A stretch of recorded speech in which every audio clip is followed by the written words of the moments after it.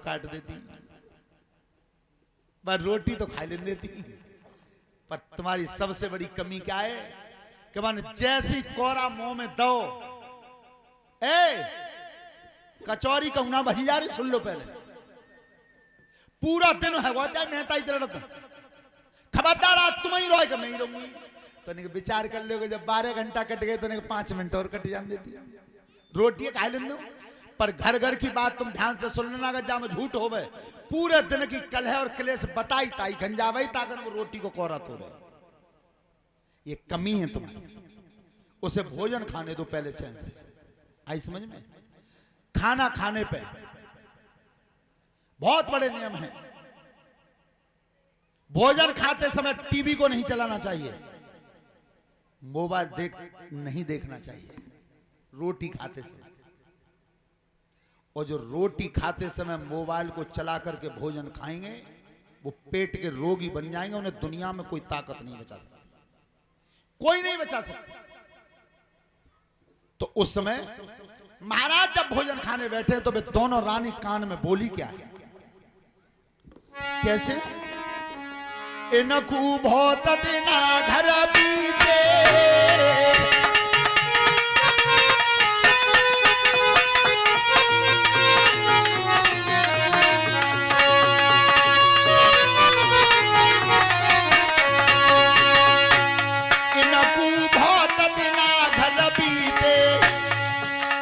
साजन है ले मन के चीते,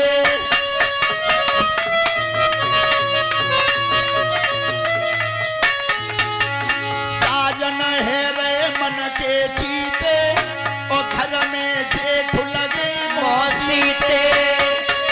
कितना गलत प्रचार,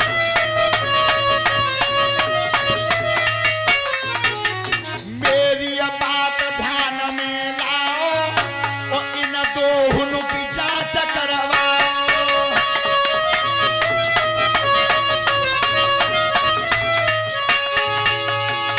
महाराज तुम्हें पता है तुम राजगद्दी पे बैठे हो, लेकिन जब भवन में हम देखते हैं कि तुम्हारे सौतेले भाई हैं भीषम और तुम्हारी महतारी, ये दोनों भवन के भीतर रहते हैं और फाटक बंद रहते हैं। दोनों रानी ने कही और राजा ने मान लिया, विश्वास कर लिया। तो संध्या का जब समय हुआ तो गंगा पुत्र भीषम ने रामायण को खोल के रखा है, खोल के रखा। और राजा विचित्रवीर आज भवन के झरोका में ऊपर जाकर बैठे और सोची कि आज देख के बता दूंगा इनका संबंध क्या है। तो जिस समय राजा निहार रहे थे ऊपर से, देखिए कितना तेज था गंगा पुत्र भीषम में, ऐसा आज तक ब्रह्मचारी नहीं हुआ।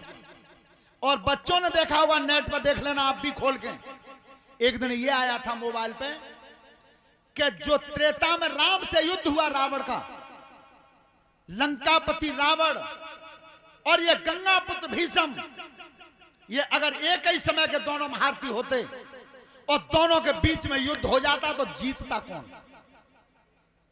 उसमें विजय दिखाई है गंगा पुत्र भीषम की। रावण जैसा वीर भी हार जाता, क्यों? क्या गंगा पुत्र भीषम को इच्छा मृत्यु का वरदान था, चाहूंगा तो मरूंगा, नहीं चाहूंगा तो नहीं मरूंगा, यह वरदान प्राप्त था। श्रोता बंधुओं, उस समय आज महाराज भवन में देख रहे हैं और रामायण खोल के रख लिए, तो रामायण पढ़ते रहे और पढ़ते रहे। उसी समय नींद आ गई है। जब नींद आई है तो महतारी का एक चरण पलंग पर था और एक पैर धरती पर लटक रहा था। आज विचार किया अपने मन में कि सौतेली मां है और मैं उसका सौतेला पुत्र हूं।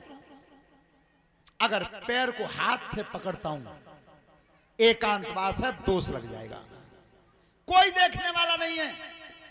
अगर एकांतवास में इस महतारी के पैर को मैं हाथ से पकड़ता हूं तो दोष लग जाएगा। आज राजा ऊपर से देख रहे थे और वो ब्रह्मचारी कर्म कौन सा कर रहा था।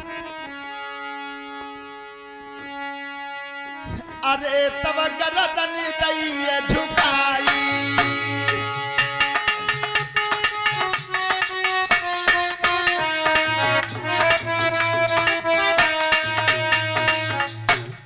अरे तब गर्दन दैये झुकाई,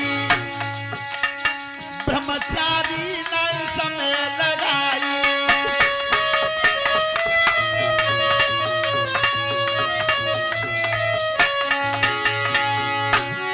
सिर पे धर लो पैर जमाई के पैर जमाई पैर जमाई।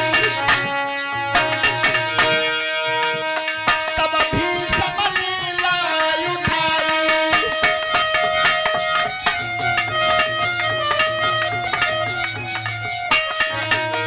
पलंग पर रख दिया।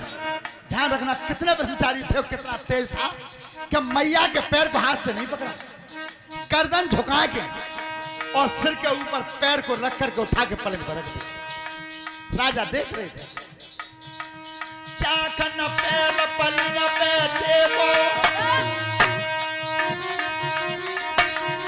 क्या सो बन जाओ करम अनूठो। हृदय घात लगिया राजा को, हाथ झरो का भूपति छोड़ो।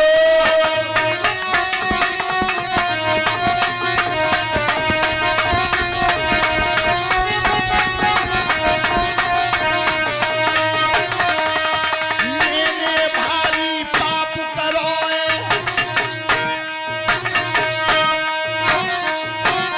नाहक में दो दोष लगाई। पलंग पे जाए की लेट गए, पूरी रात नींद नहीं आई।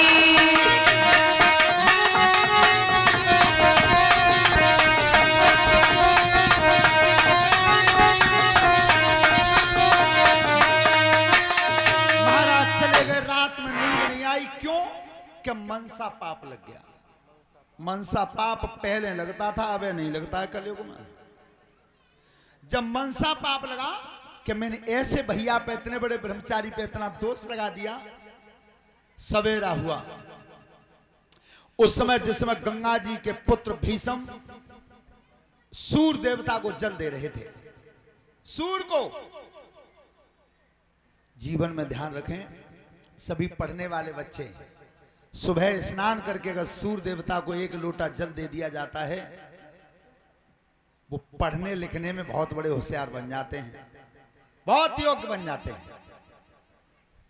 श्रोता बंधु, जब महाराज पीछे खड़े हुए तो पूछी भी सबने, कहिए महाराज कैसे आए हो?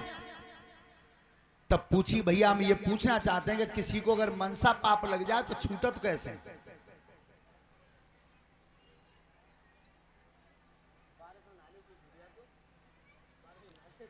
इतनी पढ़ाई कर ले की तरह ही, ज्यादा ना पढ़े, दोनों तरफ देता ही है। जाओ बहन जी, तुम उतरे जाओ, सब जो बेटा इतने बैठे सब जा लगा जाओ। उस समय गंगा पुत्र भीषम से पूछा कि किसी को मनसा पाप लग जाए तो छूटता कैसे है? अब भीषम है नहीं मालूम